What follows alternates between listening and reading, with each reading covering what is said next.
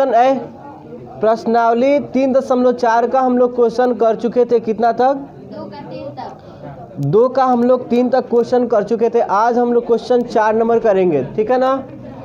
2 का 4 number question.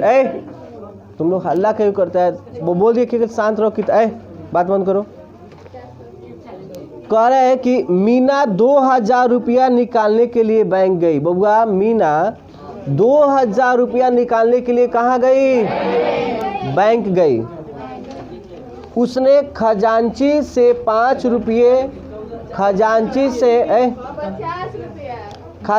से 50 रुपया तथा 100 रुपया के नोट देने के लिए कहा। देखो, वो 2000 रुपया निकालने गई है और बोल रही है खजांची से कि हमें 50 रुपया तथा 100 रुपया के नोट चाहिए।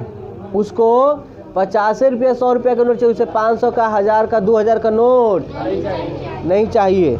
कह रही कि मुझे 50 रुपया और 100 रुपया के नोट देने को कहा। मीना ने कुल 25 नोट प्राप्त किए। मीना ने कुल कौन नोट? 25 नोट प्राप्त किए। तो बताइए कि ज्ञात कीजिए कि उसने 50 रुपया और 100 रुपये के कितने नोट प्राप्त किए। मैंने आपको बताना है कि 50 रुपया के कौ गो नोट होगा और 25 रुपया के 100 रुपया के कौ गो नोट होगा।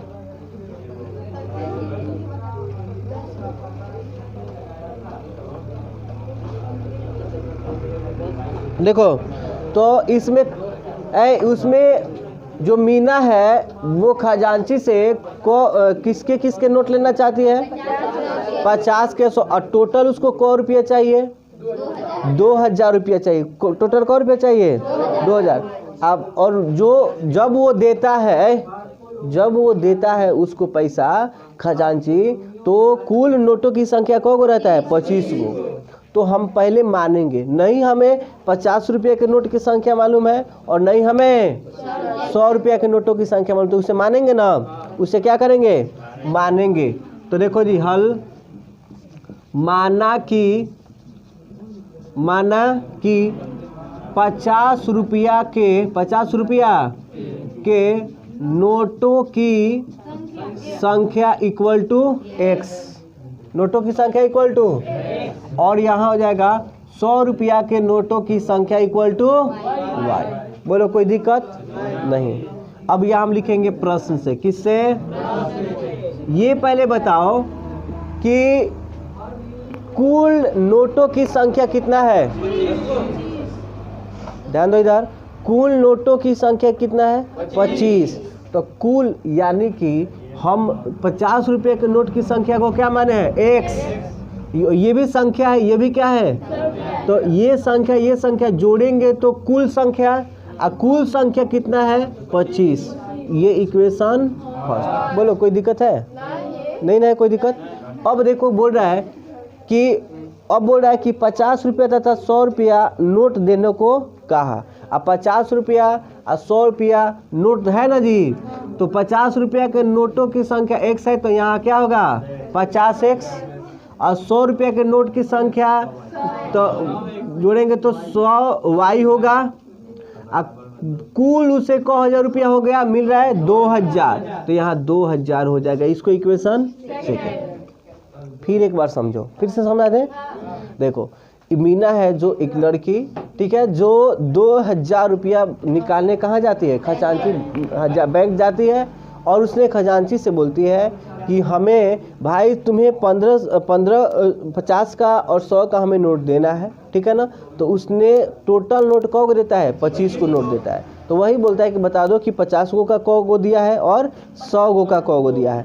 तो मालूम तो है नहीं हमें, तो नहीं है, तो हम मान लिए 50 के नोटों की संख्या x माने हैं और 100 के नोटों की संख्या y माने हैं। और प्रश्न से चले हैं, कुल नोटों की संख्या कौ गो है? 25 गो। तो ये भी संख्या जोड़ेंगे तो कुल संख्या नोट का कौ गो है? 25 गो है। तो कुल संख्या के क्या हो गया? बराबर हो गया।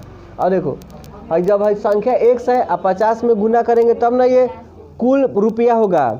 ये भी 100 रुपया, 100 में उसके संख्या से गुना करेंगे तब ना कुल 100 रुपया के कुल नोटों की संख्या होगा। तो कुल रुपया कितना है? 2000। तो कुल के क्या हो गया? बराबर हो गया। कुल यानी पूरा रुपया ये है, अब पूरा रुपया इसके बराबर नहीं हो जाएगा।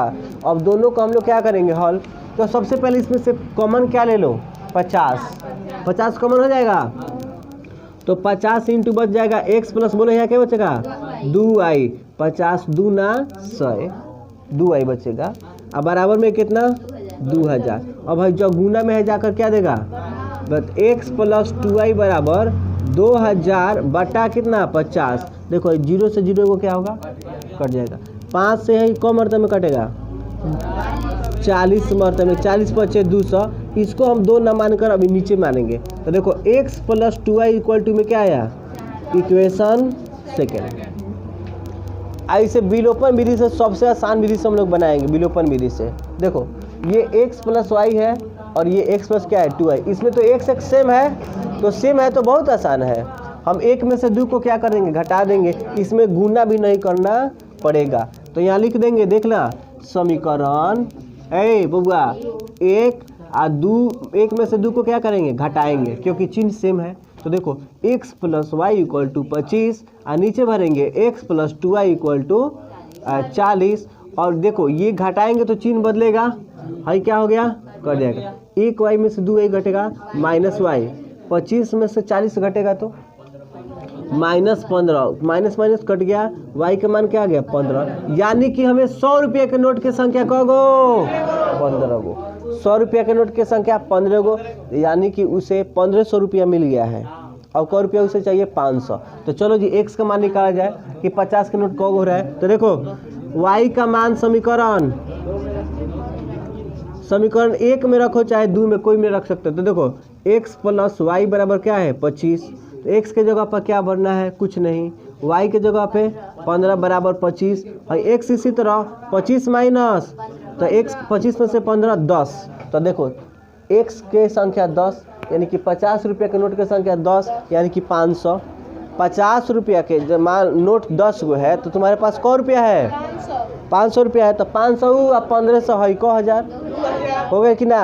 और टोटल नोट की संख्या जोड़ोगे तो 25 गो आ जाएगा। देखो 15 गो 10 गो समझ में आया पूरा। चलो जी तो यहाँ थोड़ा लिख लोगे कि 50 रुपये के नोटों की संख्या 50 रुपये के नोटों की संख्या 10 और 100 रुपये के नोटों की संख्या 15 लिख लोगे।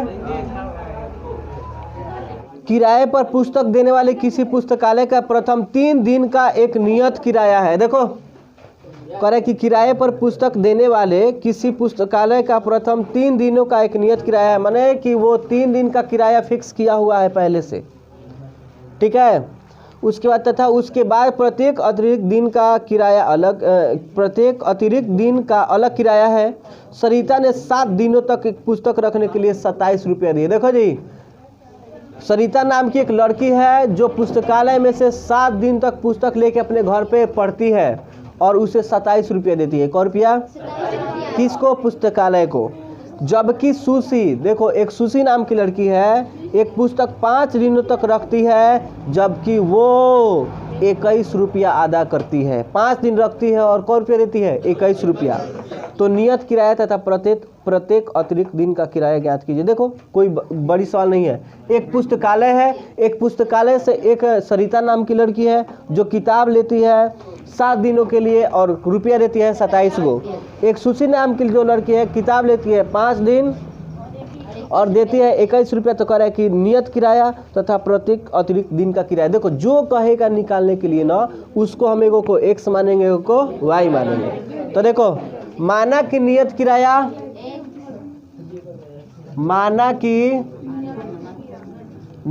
किराया इक्वल टू x रुपया और प्रत्येक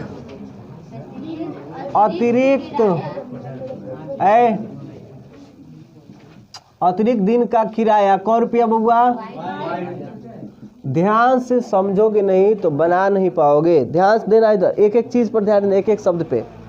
देखो कह रहा है कि प्रथम 3 दिन का एक नियत किराया है। 3 दिन का पैसा तुम्हें नहीं लगेगा 3 दिन का पैसा नहीं लगेगा और उसके बाद यदि रखोगे तो तुम्हें पैसा लगेगा देना पड़ेगा। तो देखो यहाँ पे एक सरिता कै दिन के लिए किताब लेती है 7 दिन के लिए कै रुपया देती है। तो देखो प्रश्न से आ जाना यहाँ पर ध्यान देना। सरिता हाई नियत किराया है, हाई प्रत्येक अतिरिक्त दिन का किराया है। तो सरिता को दिन रखती है किताब? 7 दिन। तो 7 दिन में से 3 दिन निकाल दो तो क दिन बचेगा? 4 दिन। तो 4y होगा। क्या होगा? 4y। पूछो कैसे? क्योंकि 3 दिन का किराया उसे नहीं लग रहा है। तो जो दिन देखो जितना दिन रखोगे ना उसमें से 3 दिन क्या करना है? निकाल देना है, क्योंकि 3 दिन का किराया तुम्हें नहीं देना है। 3 दिन के बाद रखोगे तो किराया देना है। तो यही होगा। 7 दिन रखती है तो उसमें से 3 दिन नियत किराया हटा दिए। नियत किराया ये है और ये 4 दिन का किराया। 4 दिन ये 3 दिन कौ दिन हो गया? 7 दिन। तो कौ रुपया देती है? 27 रुपया। समीकरण क्या हो गया? फर्स्ट। समझ में आया? उसके बाद एगो सुशी नाम की जो लड़की है वो 5 दिन किताब रख दी है। तो 5 दिन में कौ दिन फ्री है? 3 दिन। तो x प्लस कौ y होगा? 2y इक्वल टू कौ रुपया? इक्वेशन क्या हो गया? सेकेंड। बोलो इसमें से x y का मान नहीं निकालोगे? निकालोगे? और देखो 1 में से 2 घटा देना, सेम है तो ये कट जाएगा, आराम से निकल जाएगा। बना लोगे? चलो तो आज तुम्हारा एक्सरसाइज द एंड हो गया। बना लेना इसे घर पे।